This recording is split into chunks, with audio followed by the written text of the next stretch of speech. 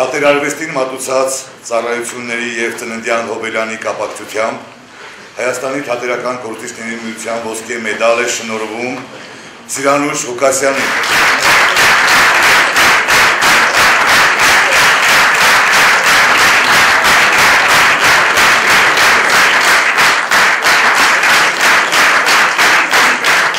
Մի օրը, երբ արդեն երկրի սահույցը հալվել էր, հայրիկս ներս մտավ մի մեծ գիրք ձեռքին։ Հայրս հացտուխ էր դարձել, որ պետք է պատմաբան դառնար, բայց գաղթը խանգարեց։ Իր խալատի մեջ փաթաթած այդ գիրքը բացեց եւ վերևը ոսկետար գրած է եղեշեչարեց առաջին հատորյակը, որ տպագրվեց հրեշի մահից հետո։ Դրեց սեղանին եւ ասաց. «Կարդացեք ինչ կան ուզում եք, բարձրաձայն կարդացեք, չվախենաք»։ Քույրս, որ արդեն մանկավարժականի ուսանողուհի էր, սեփականաշնորհեց, տարավ իր դարակում դրեց ու բանալիով փակեց։ Բայց ես հասցրեցի կարդալ «Ես իմ անուշ Հայաստանին»։